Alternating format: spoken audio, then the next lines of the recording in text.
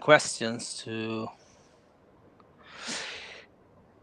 Bene, benvenuti a questa live di Fabcon, un meraviglioso esperimento, tentativo, insomma, questa novità assoluta che cerchiamo di portare avanti con gli amici di Fabriano. Io sono Alex Meluso, con noi Mr. Matthew Dawkins e Sara Costantini che ci aiuterà nella traduzione. Affronteremo per quanto possibile l'amato World of Darkness e cerchiamo insomma di mettere un po' in difficoltà Mr. Matthew Dawkins, cosa che sto già facendo perché penso di star parlando in italiano e quindi credo ci sia un po' di difficoltà. Non farò tradurre questa parte a Sara, allora quantomeno l'ultima parte. Ringrazio ancora tantissimo gli amici di Fabcon per l'opportunità di parlare con questo meraviglioso gentleman. And after all this introduction for our friends looking in Italian, speaking Italian, I start to talk with you, Mr. Dawkins. I am sure most of them can speak the vulgar tongue that is English. But it's very good to be here. Thank you very much for having me. Sono sicuro che gran parte di voi può capirmi e parlare nella volgare lingua inglese, ma grazie, sono molto felice di essere qui. So let's start with some blah blah talk. Have you ever been in Italy before? Allora, cominciamo dalle basi. Sei mai stato in Italia? Yes, several times. I've only ever been to the south. As a tourist, of course. So I've been to Rome on several occasions, to Sorrento, Capri, the Amalfi Coast, and yeah, I love Italy. It is my favorite European country to visit, without a doubt. Sì, sono stato diverse volte, soprattutto al sud. Ho visitato come turista Roma, il Sorrento, la costiera amalfitana. L'adoro ed è probabilmente la mia nazione europea preferita. And now in Fabriano, even. Yeah, well, that was the plan. Yeah. Beh, questo il piano era di essere a Fabriano, ma... So, some personal questions, if you may, if you let me. Yeah, please. How did you start playing RPG? Allora, cominciamo con alcune domande personali. Come hai iniziato a giocare di ruolo? So I started role-playing around the age of 18, 17 or 18. And it was mostly through Dungeons and Dragons, as most people do. And I got into Dungeons and Dragons because of video games like Baldur's Gate 2, Icewind Dale, that kind of thing. Ho iniziato a 17-18 anni con D&D, come gran parte dei giocatori, e tramite i videogiochi, l'ho conosciuto tramite videogiochi come Baldur's Gate e giochi similari fantasy. The first role-playing game I actually played was, mistakenly, Hercules and Xena, The Legendary Journeys. I turned up at my role-playing club on the wrong weekend, and that resulted in me playing the wrong game. So my first introduction to tabletop role-playing games was as playing a hermaphroditic acrobat in ancient Greece, and it wasn't the best role-playing experience I ever had. But it got me used to the idea of rolling dice, making character sheets, that kind of thing. Sì, in realtà ho iniziato, la mia prima vera esperienza è stata perché ho sbagliato fine settimana quando mi sono presentata al club di gioco di ruolo, per cui la prima interpretazione è stato un acrobata ermafrodita nell'antica Grecia, però è stato comunque un modo per iniziare a imparare a tirare dati e creare personaggio e capire come funzionava. And beside this strange start, when you decided to start to work in this business? E quindi al di là di questo strano inizio, quando hai deciso di iniziare effettivamente a lavorare nel campo? So I first made a writing pitch to get into this industry probably back in 2007 or 2008. And my first assignment was on a project that was cancelled called the Vampire the Masquerade trivia game. That game never came to pass, and that's good because it wasn't very good.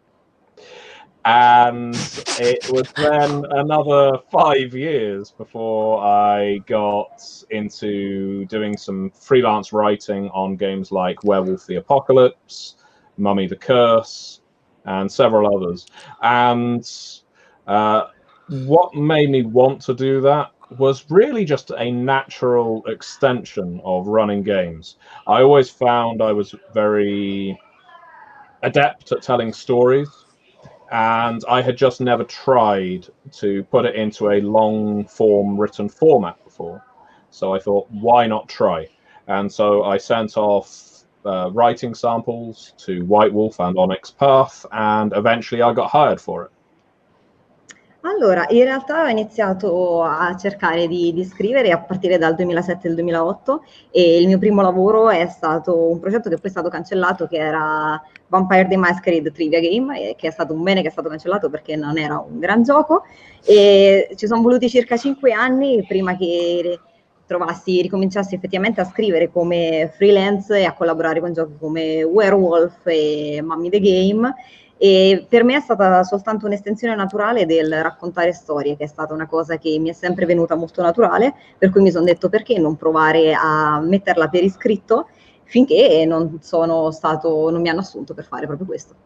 It was never my intention to do this full time as my career. I never even thought that would be possible. And it wasn't until 2018, I think, that I left my previous work. I was a technical trainer, so someone who could train people to do things, everything from investments to working computer systems, all kinds of things like that. A wide range of things, I should say. And so I was very used to running classrooms where I was doing training and doing writing in the evenings and weekends. And eventually I was getting so much writing work and development work that I could just leave the trainer role, which I enjoyed, and do this full time instead.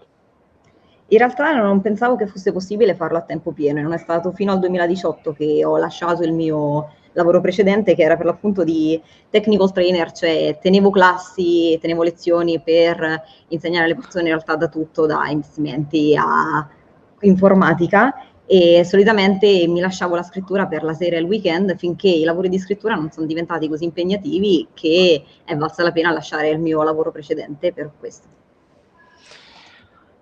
Okay, so with this story behind you, you have some advice for these 2 steps you take. And the first one, changing from hobby to business, and then from part business to all-in business, as you said. E quindi con questa storia alle spalle hai dei consigli per passare da hobby a lavoro part-time, e poi da lavoro part-time a lavoro a tempo pieno in questo campo? So my main advice to anyone looking to get into this industry is don't expect a lot fast. And to put it a better way, you're going to take a very long time to get to a level where you can earn a reliable income from writing for a living. And I'm sure a lot of people say that about any creative art, but it's especially true in such a small industry as tabletop role-playing games. So I was doing a full-time job as a trainer and working in finance and doing investments and things like that for a good 5 years with crossover of doing writing as well. And it was through, losing a lot of weekends, losing a lot of evenings, losing a lot of holiday in exchange for writing that got me to the level where I could do it full time. In other words, it takes a lot of time, a lot of effort, and you have to be prepared, sadly, that it's not going to pay you very well and you really just have to keep networking, keep working, keep refining your craft, get better and better. And ultimately, if you put the hours in and you work hard, I know it sounds idyllic, but you do have to put the work in and work hard to get to a place where you can start earning a living from it. In realtà il consiglio principale è di non aspettarsi molto in tempi brevi. Come si dice un po' in realtà per tutti i lavori creativi, ci vuole molto tempo per guadagnare abbastanza da potersi permettere di fare solo questo come mestiere. Io ho per 5 anni alternato il lavoro di scrittore ad altri tipi di lavoro, per cui ho rinunciato di mia spontanea volontà a weekend e vacanze per lavorare come scrittore, e solo grazie al duro lavoro che ci ho messo e all'impegno e alle rinunce che ho fatto sono riuscito poi a migliorare abbastanza da riuscire a effettivamente lavorare full time. Sembra scontato dirlo, ma ci vuole molto lavoro, molto impegno e bisogna essere pronti a fare delle rinunce e non aspettarsi di guadagnare molto subito. But Chaosium, Green Ronin, Modiphius, Onyx Path, Wild Wolf, so you play with the big one. Aren't you tired of that? Nonostante tutto questo, nella tua carriera hai lavorato con praticamente i più grandi nomi dell'industria, non ti sei un po' stancato? Well, that's a fair question, because large companies have large demands on you as a worker, but I also know what my limitations are and how I work best. And I don't work particularly well, in my opinion, as an independent individual who is purely self-motivated to create games from the ground up and release them myself, get them printed myself, that kind of thing. None of that really appeals to me, and I can imagine if I tried to do it, I would fail. And I don't think that's just a fear of failure. I think it's just an acknowledgement that there are some things I am good at and some things that I'm not. So I don't mind having the pressure of working for Chaosium, Green Ronin, Onyx Path, because I enjoy that kind of pressure. I enjoy working on the big licenses, and it's this is what I got into the industry to do, to be honest. I've never been terribly interested in going solo and trying my luck like that. Sì, in realtà le grandi aziende hanno ovviamente delle grandi pretese, ma conosco i miei limiti e so che non lavorerei molto bene da solo. E non mi ha mai interessato creare un gioco, pubblicarlo come diciamo creativo indipendente. Probabilmente fallirei, e non lo dico soltanto per una paura di fallimento, ma perché conosco i miei limiti e in realtà non temo la pressione dei grandi nomi, ma è una cosa che mi piace e mi spinge a fare meglio, ed è anche ciò che mi ha portato in questo lavoro proprio fin dall'inizio. That's quite honestly from you. It's a very enlightenment point of view. Sì, è un punto di vista molto interessante. Yeah, but you have something you do from your own, like this thing called Gentleman Gamer. That's Eppure true. c'è qualcosa che fai per conto tuo, come per l'appunto Gentleman Gamer. That is not a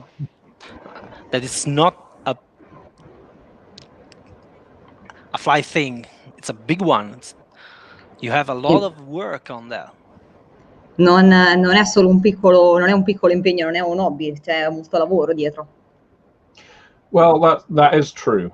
The Gentleman Gamer page grew far larger than I thought it would, far more popular than I ever thought it would, especially with mainland Europeans, actually, more so than with the British audience. You know, on YouTube you can check where your audiences are, and I would always get a lot of views from Italy, from Greece, from Poland, and that ended up resulting in me changing my cadence, the way that I speak, the way that I relay information, because I'm aware that my audiences don't all speak English as a native language.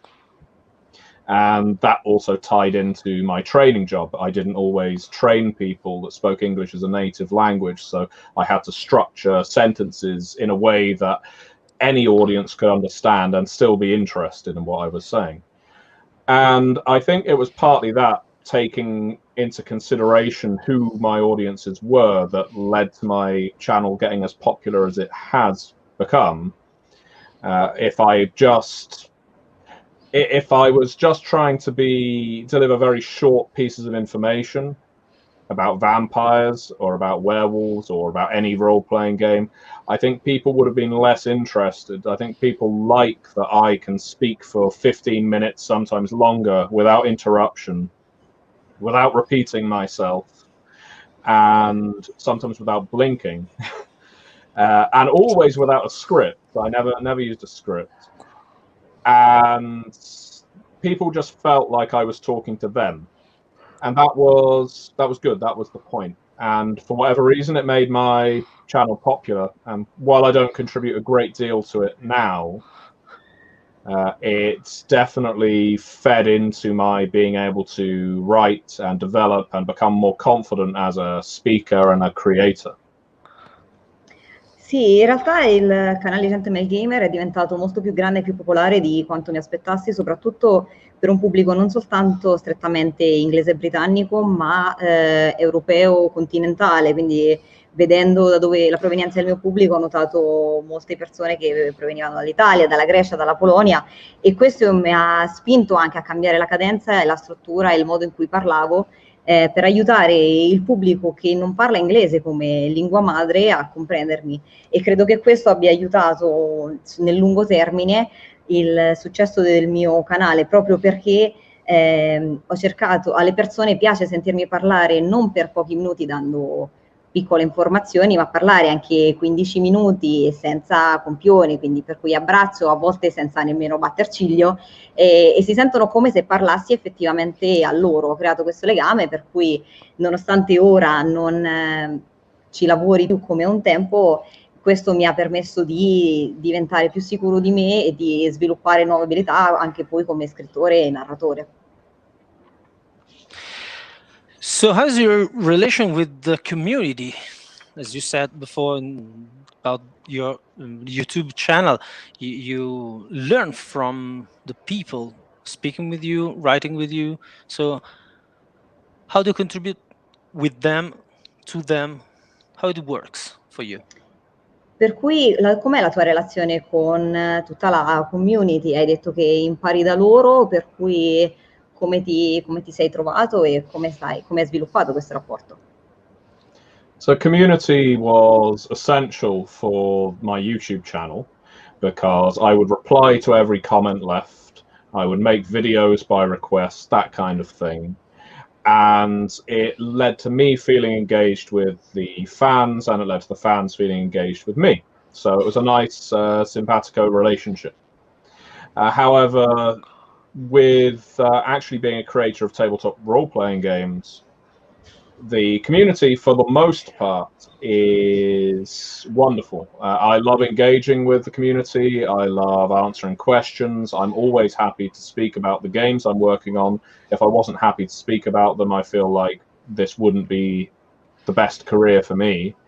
On the other hand, there are sometimes stresses involved because the tabletop RPG industry occupies a strange place in people's perceptions. It's a form of the entertainment industry. And so when you're on social media, much like if you are a video game developer, much like if you are an actor, fans feel like they're entitled to just go up to you and criticize your work or criticize you, or compliment your work or compliment you. Sometimes it's good, sometimes it's bad. And it means you very much put your reputation and personality on the line. It's on the front line constantly, because for whatever reason, tabletop role-playing games have that direct fan access between creator and fan. You know, you can find us and talk to us. Whereas if I worked in a bank and I failed someone's, let's say I made a mistake with someone's check, they were trying to bank it, the customer wouldn't then go on Twitter and talk about me, the cashier, and how I had ruined their day. But if I write something in a tabletop role-playing game that they don't like, they will name me, they will try and drag me through the mud, they'll say this person shouldn't be writing role-playing games ever again. So it's a very strange relationship. But for the most part, you know, 99% of the time it's wonderful, and I love speaking to the fans on Discord, on Facebook, on Twitter. But yeah, there's that 1% which can be deeply unpleasant. Sì, il rapporto con la comunità è stato essenziale per la crescita del canale, tanto che soprattutto all'inizio rispondevo a tutti i commenti, facevo video su richiesta. Questo ha contribuito a creare un rapporto molto stretto in cui io mi sentivo legato alla community e la community si sentiva legato a me. Era un bellissimo rapporto simbiotico, anche perché sono molto felice di parlare dei giochi che collaboro a creare, anche perché se non lo fossi probabilmente dovrei fare altro per mestiere. Tuttavia c'è sempre l'aspetto per cui il gioco di ruolo rimane una forma di intrattenimento e, come spesso succede con questo tipo di industrie, i fan sentono di avere il diritto di criticare in qualche modo o complimentare sia te che il tuo lavoro. Sei sempre in prima fila perché c'è un contatto molto diretto tra il pubblico e i creatori. Se lavorassi in banca, ad esempio, e sbagliassi un'operazione, la banca non farebbe un tweet su di me chiamandomi con nome e cognome, dicendo che io ho sbagliato e rovinato la giornata e la reputazione della banca. Lavorando invece in un'industria di intrattenimento, tutti sono pronti, sia fan che spesso le aziende, a mettere nome e cognome, e sia in senso positivo che in senso negativo, per cui nel 99% delle volte è una bellissima relazione, però c'è sempre quell'1% di occasioni spiacevoli.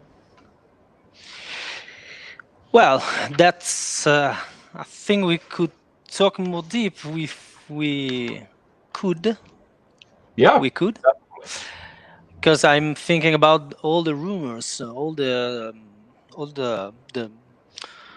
speaking and the writing on the social networks in the past months about issues. One for all the blackface on D&D production or related production. What do you think about that?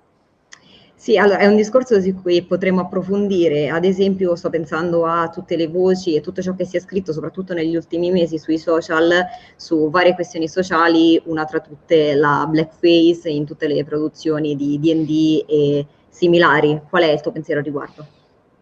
Those are some controversial topics, but one could argue that they shouldn't be. I think the fact is art, and whether it's appreciated as art or not, any creative pursuit is a form of artistic endeavor, needs to adapt to its audience, or needs to just come in new for a new audience. You know, there's lots of different eras of art. Some appeal to different people. And if the audience these days is saying, as an example, we don't think drow, dark elves, are a good representation of the only dark-skinned people in this fantasy setting, then why do they need to be black-skinned? Why not have lots of good-aligned, neutral-aligned, evil-aligned, chaotic, lawful, and so on black-skinned people? And a lot of the time, and when looking at Dark Elves, when looking at the old Assamite or Black Banu Hakim curse that made them increasingly black with age, that kind of thing, it's often a lazy way of saying this person's evil because they're black. And I get that they aren't black in the same way that someone on Earth is ethnically black. But that doesn't mean that black role players and people that care about black role players don't necessarily draw the parallels. So yeah, I think that art should be subject to change. There will be people that claim that that's censorship, and they have with Vampire the Masquerade in various elements that have been removed. But to my mind, it's not censorship because, for one thing, this isn't government public information. We're not censoring anything. For the other, it's editing. Every piece of work, every piece of written work should be edited before it goes out to an audience. And sometimes you edit things because it's grammatically incorrect. Sometimes you edit something because it's not been written well. Sometimes you'll edit something because the quality, for whatever reason, whether it's taste, vulgarity, whether it's written smartly, or what have you, if it's wrong, that needs editing. And to my mind, that is why you don't get Banu Hakim that are turning increasingly black with age. It's why the question of whether dark elves should be dark-skinned, grey-skinned, whether they should be defined by the colour of their skin, should even be a subject matter. I know I'm giving a long answer, so if you want to translate that, I've got a bit to add after.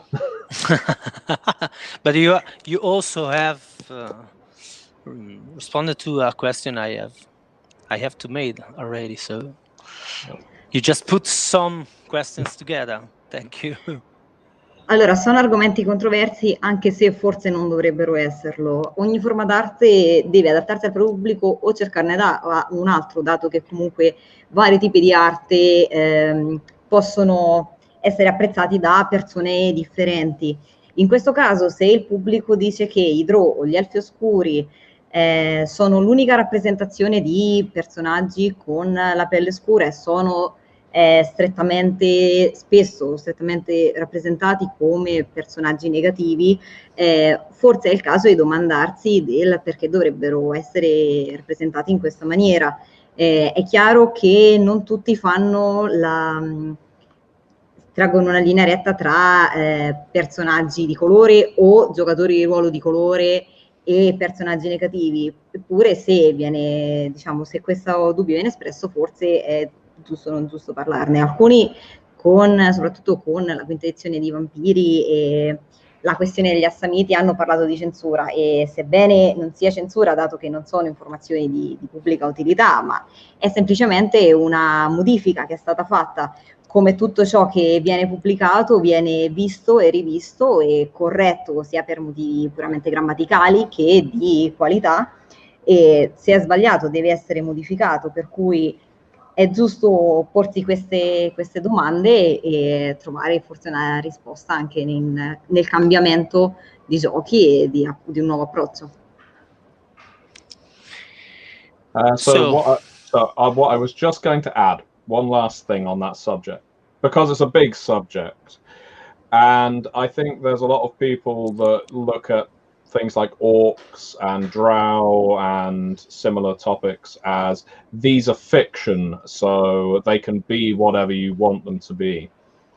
To an extent, that's true, but I think it's worth listening to the section of the audience that is hurt or does find these kinds of roles offensive, or just that they aren't contributing to a world.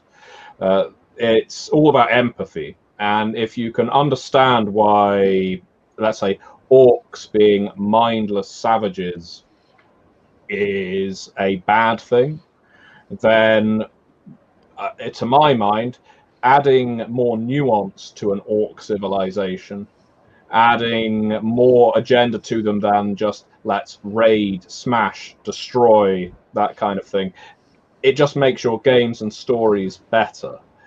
There is nothing to be lost by adding nuance, in my opinion. Sì, è un argomento molto ampio, per cui volevo soltanto aggiungere che per l'appunto è facile ridurre tutto a dire che ad esempio orchi e drow sono personaggi di finzione, per cui non importa come vengono rappresentati. Questo è vero in parte, ma vale anche la pena ascoltare invece la parte di pubblico che si sente parzialmente offesa o a disagio con questa rappresentazione. Per cui è tutta una questione di empatia, e se anziché rappresentare gli orchi come dei selvaggi che pensano soltanto a distruggere, aggiungiamo delle sfumature alle loro comunità oppure al loro modo di essere, le storie non fanno che migliorare, non c'è nulla da perdere nell'aggiungere delle sfumature di carattere, di storie e personaggi. Well, now we have talk about some heavy issues, so let's go light if you agree on that. They Yeah. came from beneath the sea. Allora, alleggeriamo l'atmosfera con yeah, translate please. con They Came From Beneath the Sea, il nuovo gioco. Okay, so They Came From Beneath the Sea is a tabletop role-playing game that I devised, I conceptualized, and have seen through to publication. And that and They Came From Beyond the Grave are the first two games that I have seen from concept to delivery. And they are both games that emulate horror movies and science fiction movies of the 1950s for Beneath the Sea, and horror movies of the 1970s for Beyond the Grave. And I know it sounds redundant, but I'm a big fan of cinema. And what that means really is I can watch movies from pretty much any genre and any era and find value in them. And what I've always felt lacking in tabletop RPGs is the cinematic quality of movies.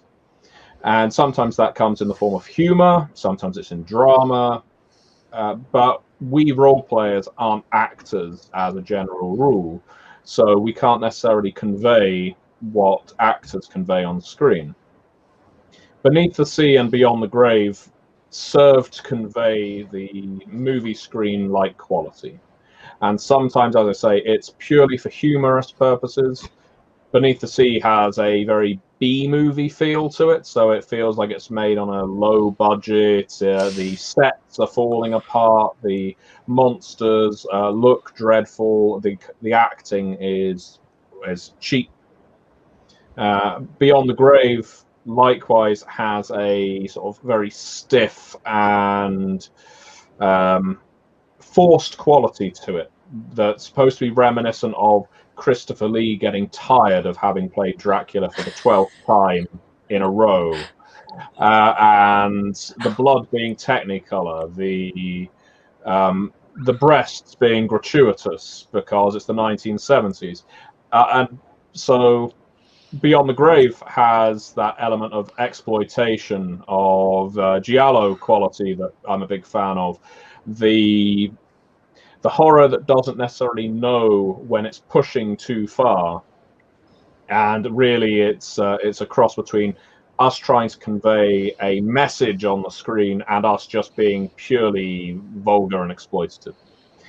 So both games, Beneath the Sea and Beyond the Grave, they're both a lot of fun. They're deliberately designed to be fun. They're not games that are supposed to cause introspection or weeping at the table. Like a lot of other games I enjoy. They're games that are supposed to make you laugh. And on that, they seem to deliver.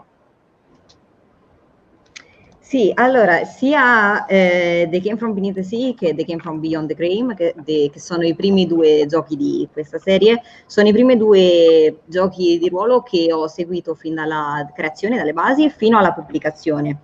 Si basano entrambi sul fare una trasposizione della sensazione del cinema sul gioco di ruolo. Si basano su film horror e film fantascientifici di seconda categoria degli anni 70-80, questo perché spesso ciò che manca al gioco di ruolo è quell'aggiunta che gli attori riescono a dare, dato che come regola generale i giocatori di ruolo non sono attori. Per cui per far trasferire questa sensazione abbiamo pensato a dei film a dei generi di film specifici. Io sono un grande fan del cinema, il che vuol dire che apprezzo qualcosa in tutte le tipologie di film di qualsiasi periodo storico. E ad esempio Beneath the Sea si ispira ai B-movie horror, per cui compreso il fatto che ci sia pochissimo budget, che il set cada a pezzi e tutto ciò che questo ne comporta. Beyond the Grave si rifà invece più al periodo in cui ad esempio Christopher Lee ha ammesso di essersi stancato di aver interpretato Dracula per praticamente anni a seguire. È quell'horror che non conosce il limite tra il voler trasmettere qualcosa e il volere semplicemente essere cruento e volgare senza ragione. Sono giochi pensati per essere divertenti, non per essere introspettivi o per forse insegnare particolari messaggi, ma solo per essere divertenti e sembrano funzionare. A round of applause, by the way, to Sarah for translating all of that. She's very good. About this fun you're talking about, the fun is in the mechanics or just in the intentions of the games? Quindi di questo divertimento che parli è più nelle meccaniche o più nell'intenzione del gioco? The laughing part, of course. The fun is in every RPGs. Sì, la parte delle risate, il divertimento è in ogni tipo di gioco di ruolo. So they came from games do have mechanics or systems that are directly there to, I guess, help provide the tools to make a game fun. So I might argue that all games are fun. I Wraith the Oblivion, Changeling the Lost, Alice is Missing, The Grey Ranks. There are games that are supposed to be experiences of emotion, but aren't necessarily supposed to be fun experiences. And what they came from Beneath the Sea does, and what Beyond the Grave does as well, is it gives you the tools in the form of quips and cinematics. Those are the two pillar mechanics that make a game a little more silly, a little more, light-hearted, because quips are your one-liners. They are the things that would appear on the poster, or in the trailer for the movie. So your character could have a quip like, "That smells like my mama's apple pie." Now, that quip could be used in context when your character walks into a diner and smells some apple pie, or your character could say it after cutting a lobster man's head off and getting showered in lobster juice. He could say, "That smells like mama's apple pie." Now, the purpose of quips is you repeat them, you use them over and over again, and every time you use them, you gain more dice to use. So your character ends up pretty much becoming, using this one line in the most inappropriate of circumstances. And that's a very simple one. You also have cinematics. Cinematics are metagaming powers. So in most games, meta is seen as a negative thing, where players know about things that are outside of what the characters should know. May I point an asterisk here, because about this I would like to speak about later. Okay. Well, in that case, yeah. So sorry to interrupt. Go on. Dunque, The Game hanno sistemi pensati proprio per aiutare a rendere il gioco divertente. Non tutti i giochi forse si possono definire divertenti, dati che alcuni sono più esperienze anche emozionali. In questo caso noi abbiamo inserito in particolare due meccaniche, che sono i quips e le cinematics, che rendono il gioco più facilmente divertente. Le quips, ad esempio, sono quelle battute iconiche che vengono usate nei trailer o nei poster, come ad esempio profuma come la torta di mele di mia mamma, che è una frase che può essere usata sia in un contesto normale, come ad esempio entrando in un ristorante o in una pasticceria, oppure dopo aver tagliato la testa ad un uomo aragosta. In questo caso le frasi più le si ripete in contesti sempre meno appropriati, più funzionano.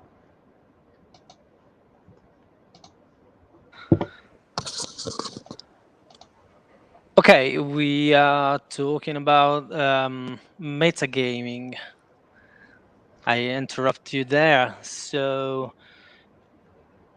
what did you want to know about metagaming? Because you said that there was something in particular you wanted to ask about. yeah, because you said before, I just lost myself in translation about fun. I was thinking about entertaining, not fun per se, but it was fun. And why you go to mechanics, playing with metagaming, when metagaming is still discussed in the community? You know, it's tough. It's tough argument, the metagaming, and putting some mechanics. Other games works on that, and it's amazing. We're starting to play with that. And why you choose to do this? Allora, si parlava delle cinematics, che come l'altra meccanica della serie di The Game, che è una meccanica per l'appunto di metanarrazione. Dato che sono ancora cose viste un pochino male anche dalla comunità dei giocatori, perché solitamente vuol dire che il personaggio sa qualcosa che sa il giocatore ma che non dovrebbe sapere in gioco. Perché scegliere di usare per l'appunto delle meccaniche metanarrative? So, players like to think that they're smart. And metagaming is just an extension of smartness, of knowing the game. Sometimes metagaming is, of course, a negative. So, as an example, you may be playing Vampire the Masquerade, and if the player knows that you're playing Vampire in New York, and the player knows that the Zimishi antediluvian is underneath New York, and so he makes sure his character knows that, and that's metagaming in a negative way. But if you provide mechanics to allow for metagame in a positive way, and Vampire has those now in the form of lore sheets. Lore sheets are basically metagame powers. They are telling you your character knows this about the setting. It scratches the metagame itch, if you like, for Vampire. And in They Came From, metagaming is used for two things. It allows you to play the director. It allows you to manipulate things like weather effects, how cheap the set is, whether the door falls over. It allows you to cut to black. If everything is going badly for your characters, you can insert a missing scene in your game and then have your characters appear elsewhere. And these are meta powers because your characters are completely unaware of them. But it's the players using them as cinematics to manipulate the course of the plot. And because it's supposed to be a cinematic game, They Came From, it works. Players just get it. They understand it. And there's never any argument about using it. Because they all understand they have access to the exact same meta powers as each other. So I think it's, in short, I think metagaming, while it can of course be negative if it ruins other people's fun, it's just another extension of gaming, of playing, and it's more similar to board gaming or tactical miniatures, because if you're playing a tactical game, you can see where your opponent's miniatures are. You know where they are on the map. So you're going to direct your forces toward them.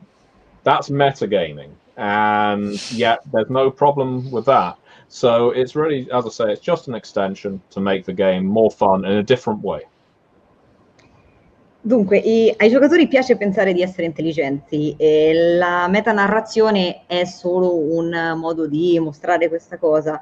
Se ad esempio una persona sta giocando a Vampiri la Masquerade e il giocatore sa che sotto New York City si trova l'antediluviano Simish, fa in modo che il suo personaggio lo sappia e pertanto non ci vada o ci vada appositamente, questo chiaramente rovina il gioco per lui, per tutti gli altri. In questo senso però invece se sono delle meccaniche create appositamente per sfruttare la metanarrazione, come è stato fatto ad esempio con la nuova edizione di Vampiri, possono diventare delle aggiunte divertenti al gioco. In The Game le cinematics sono pensate per fare il regista del film, per cui si possono cambiare le scene o addirittura proprio cambiare scena se si è arrivati a un punto di stallo, si cambia scena e il proprio personaggio si trova improvvisamente da un'altra parte. E questo permette, è sicuramente una metanarrazione perché sono i giocatori a farlo, ma i personaggi ne rimangono in qualche maniera, non ne sanno nulla. E funziona al tavolo perché tutti i giocatori hanno lo stesso potere metanarrativo, tutti quanti hanno la possibilità di attivare e di utilizzare questi poteri, per cui non si crea uno squilibrio che rischia di rovinare il gioco ad alcuni, ma semplicemente è solo una meccanica in più, come ad esempio quando si gioca da tavola a un gioco di tattica, per cui tutti vedono la plancia, per cui si pianificano le proprie mosse anche in base a cosa fanno gli avversari. In questo senso non è che è solo una meccanica in più del gioco. I say bravo to Sarah for the translation, because this was very difficult. So thank you very much. And I spent a lot of time to not talk about World of Darkness, but it's 7:45, so the Dance Macabre have to start. So the future of the World of Darkness, what you could say to us, we are very interested in.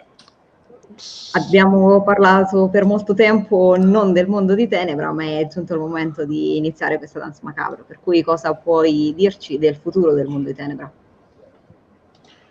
So, what can I say? There's a lot of V5 books in the works. I can't talk about all of them, but the ones I'm developing that people haven't seen any part of yet include Trails of Ash and Bone, which is a Chronicles book.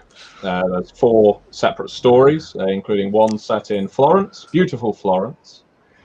There's Forbidden Religions, which covers the worst cults in the world of darkness, including infernal cults. There is Children of the Blood, which was at one point called Faithful Undead, which, much like its predecessors, Children of the Inquisition, Children of the Night, Children of the Revolution, this is a book with a large catalogue of antagonists and supporting characters you can add into your games. As people know, I'm involved with Les Deux Reines, or the Two Queens, the Arcane Asylum Chronicle set in Paris for Vampire the Masquerade. And there will be other books coming out from Arcane Asylum 2, I have no doubt. And there are also other projects to do with Vampire that I'm on, tabletop RPG projects that I'm on that I can't talk about yet. Now, what I can talk about, I will do so after Sarah has translated what I've just given her, because I'm going to be more mindful now. Dunque, quello che posso dire è che ci sono molti manuali, molti prodotti di V5 in lavorazione.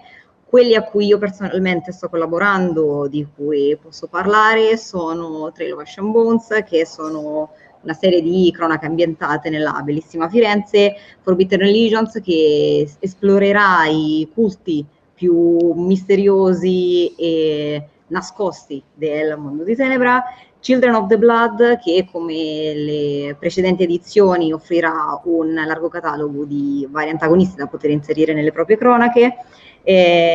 Inoltre Le Due Regine, che è una cronaca dell'Arcane Asylum ambientata a Parigi, e altre cose che andiamo a denunciare. So I'm also working on a number of the board games and card games for Vampire. There's Heritage, there's Chapters, there's also, I'm one of the co-writers on the video game Vampire the Masquerade Swan Song. This is the first place I've actually announced that. I'll be making a video to that effect at some point, but yeah, I'm writing and consulting on Swan Song, which I can assure you will be fantastic.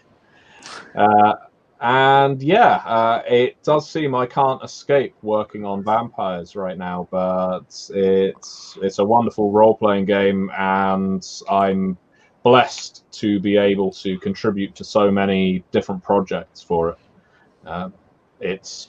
It's the game I always wanted to work on, and the fact that I've been able to work on it for so many years now is never short of miraculous for me. Dunque sto collaborando anche a una serie di giochi da tavola e giochi di carte, come ad esempio Heritage, Chapters e il videogioco su Vampiri Swan Song, e questo è il primo annuncio che ne faccio e vi assicuro che sarà un prodotto bellissimo. E sembra che non posso sfuggire a lavorare e scrivere per Vampiri, ma mi sento estremamente grato e fortunato di poter continuare a lavorarci.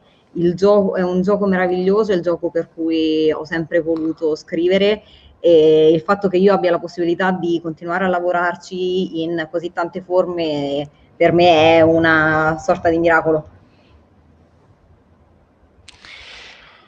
Well, I collected some community questions in the past days over the Italian forum about V5 and some others, and there's one questions that are still annoying. That are still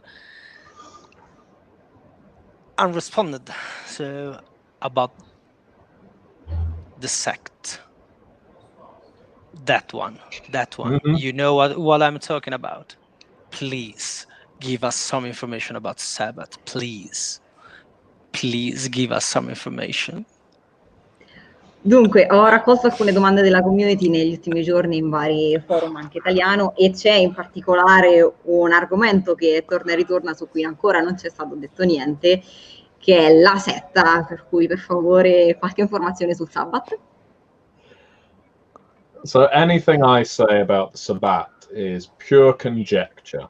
We are just the three of us. Yeah, just the three of us. I cannot confirm anything relating to the Sabbat, other than what my thoughts are based on what I've written already and my hopes. I think, in short, that when the Sabbat come back, and they will come back, they are going to be worse, more monstrous, more terrible than they have ever been in any previous edition. I think they will be a fine reason for why the Camarilla hides so well. And they will be someone, I almost anticipate the Anarchs fighting against the Sabbat more wholeheartedly than the Camarilla doing so now. Now that the Camarilla are so small in number, I anticipate them hiding away like scared little mice, and the Anarchs having to fight tooth and nail to hold on to the territory they've only recently started reclaiming. Because the best way I can think to put it is based off of something I wrote up in Chicago by Night, which was that all of these packs of Sabbat were heading out to North Africa and the Middle East, either being summoned by Methuselahs and antediluvians, perhaps, or because they were going there to kill them. But for every success on the battlefield, let's say they diablerize Methuselah, they then start having that Methuselah inhabit them, and they start diablerizing their packmates, and they all just start becoming these horrible Vitae gorged monsters. They're big, bloated ticks with hundreds of personalities, souls swimming around. So I think when the buffet ends and they have run out of things to eat, they're going to start turning and looking at Europe, and they're going to start turning and looking at Asia and North America and South America. So yeah, there's going to be a lot of fun, but I think it will be a pretty blood-soaked book when it comes out. Dunque, non posso dire niente di certo se non delle congetture e alcuni pensieri, i miei pensieri dato ciò che ho scritto e ciò che ho letto. Quello che penso è che quando il Sabbat tornerà, perché tornerà, sarà più mostruoso e terribile che mai, e sarà un ottimo motivo per cui la Camarilla si nasconde. Posso anche azzardare che saranno forse gli anarchici a dover combattere il Sabbat, perché dato che la Camarilla è in numero ormai così limitato, saranno gli anarchici a dover difendere in tutti i modi il territorio che hanno appena riconquistato dai sabbatici. Soprattutto io, in base a ciò che sto collaborando a scrivere per Chicago by Night, dato che tutti i pack del Sabbat si dirigevano in Nord Africa con o contro i vari Matusalemme, quello che posso prevedere è che, anche ammesso che i vari sabbatici si abbiano diablerizzato dei Matusalemme, non faranno poi che assorbire le loro personalità, le loro idee e i loro modi di fare, per cui non faranno che diventare delle creature ingorde e mostruose, piene di sì sangue ma anche terribili personalità, per cui quando il banchetto sarà finito e non avranno più nulla da mangiare, in Nord Africa cominceranno a tornare verso l'Europa, verso l'Asia, verso le Americhe, per cui penso che quando uscirà il manuale del Sabbat sarà un manuale molto sanguinoso. Thank you. Now we have something to think about in the future time. I don't see any live question right till now, so Well, that's easy use then. the 5 minutes. I think we have. So I always would like to do this. So this is the Bernard Pivot questionnaire, used from the questions of Proust and used by James Lipton. And when I heard this question, I always would like to do to someone. So if you're ready, I am. 10 questions. What is your favorite word? La tua parola preferita? Easel. I don't know what that means. So Okay, so an easel would be well, that's a good way. How to describe an easel? The stand and backing that you would put up when painting something. So the thing you would put your canvas upon. Ok, Yeah. cavalletto. What is your least favorite word? La parola che non ti piace. Discharge. Ok, quindi scarico. What turns you on? Che cosa ti stimola, ti esalta? Communication and an open mind. La comunicazione è una mente aperta. What turns you off? Che cosa invece ti scoraggia, non ti piace? Obsession. L'ossessione.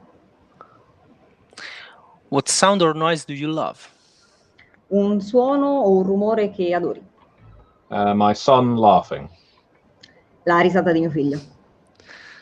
What sound or noise do you hate? Un rumore oppure un suono che odi? So the obvious answer would be my son crying, but I know what you mean. no, my actual answer would be, and it's an odd one, it would be listening to a bunch of old conservatives sat in the same cafe as me, droning on and on about something with incredible ignorance, and yet they are all affirming what each other is saying, so you're just forced to listen to it. May I translate it? Scoregge. Quantomeno quanto viene detto da noi nel mondo del gioco di ruolo, quello che ha appena detto sostanzialmente è gente che s'annusa le scoregge. Non credo che esista una traduzione migliore, se Sara me la può confermare. Direi che è limpida. I asked Sarah to translate it because in the community, part of it, here in Italy, there's a word that summarize all what you said is scureggia. But another time I explain you better because it's a curse word. Fair enough. What is your favorite curse word? E a tal proposito, la tua parolaccia preferita? Cunt. Direi che rimane così com'è. It's like a spice. If you use it too much, it drowns out everything else. But if you season with it, it has impact and flavor. È come una spezia, se la usi troppo annega tutto il resto, ma se la usi con gusto aggiunge una sfumatura in più a tutto il discorso. What profession other than your own would you like to attempt? Quale professione che non sia la tua ti piacerebbe provare? Professional wrestler or a professional wrestler's manager. Un wrestler di professione o il manager di un wrestler di professione? The last one. If heaven exists, what would you like to hear God say when you arrive at the pearly gates? E l'ultima, se il paradiso esiste, cosa ti piacerebbe sentirti dire da Dio quando arrivi ai cancelli del paradiso? Ooh, that's a tough one. I think I would like for God to say it's all part of a great plan that's going well. I think what he would actually say is, what are you doing here? Quello che mi piacerebbe sentirgli dire è: fa tutto parte di un grande piano e sta tutto andando per il meglio, ma credo che ciò che direbbe davvero sarebbe: tu qui che ci fai? Okay, I think that our time is over, so I would like to thank you, Mr. Dawkins, for your time and grace and brilliant answers. Thank you very much. Thank you very much, and thank you to Sarah as well. Thank you to Alex, and thank you to the audience. It's been lovely. Grazie Sara delle traduzioni, sei stata gentilissima e precisissima. Scusami se mi sono intromesso sull'unica risposta che sapevo, quindi mi sono permesso. E grazie mille a Fabcon per averci dato questa bellissima opportunità. Io in questo momento mi trovo in una situazione un po' difficile perché credo che a breve mi salteranno addosso e sono in una locanda Hobbit, quindi come si può sentire credo dalla musica di sottofondo. Ringrazio tutti quanti della grande opportunità, un abbraccio forte a tutti quanti e mi raccomando giocate tantissimo. Thank you very much everybody and play all the time, everywhere, every time you could. Bye. Bye. Bye.